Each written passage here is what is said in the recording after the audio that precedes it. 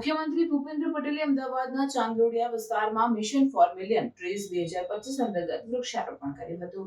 રાજ્ય કક્ષાના મંત્રી જગદીશ વિશ્વકર્મા, અમદાવાદ શહેરના mayor Pratibhaben Jain, municipal commissioner Banchha Nidhi Pani, શહેર વિસ્તારના ધારાસભ્યો, મહાનગરપાલિકાના હોદ્દેદારો પણ વૃક્ષારોપણમાં જોડાયા.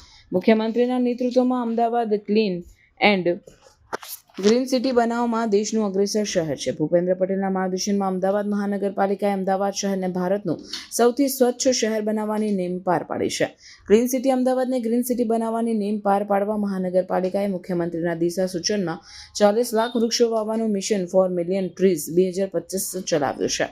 મિશન ફોર મિલિયન ટ્રીઝ 2025 એફએમટી અંતર્ગત સમગ્ર શહેરમાં કુલ 40 લાખ વૃક્ષો વાવવાનો લક્ષ્યાંક નિયત કરવામાં આવ્યો છે, જે પૈકી તારીખ 29/7/2025 સુધી કરવામાં આવેલ વૃક્ષારોપણ સાથે કુલ 20,42,689 વૃક્ષો રોપવામાં આવ્યા છે. આમ 40 લાખના લક્ષ્યાંકની સાથે 51% વૃક્ષારોપણની સિદ્ધિ અમદાવાદ મહાનગરપાલિકાએ હાંસલ કરી છે. આ ઉપરાંત કોઈ નાગરિક એએમસી સેવા એપ ઉપર રજીસ્ટ્રેશન કરે તો અમદાવાદ મહાનગરપાલિકાની ટીમ ઘર આંગણે જઈને વિનામૂલ્યે વૃક્ષારોપણ કરી આપે તેવી સવલત પણ શહેરીજનો માટે ઉપલબ્ધ છે.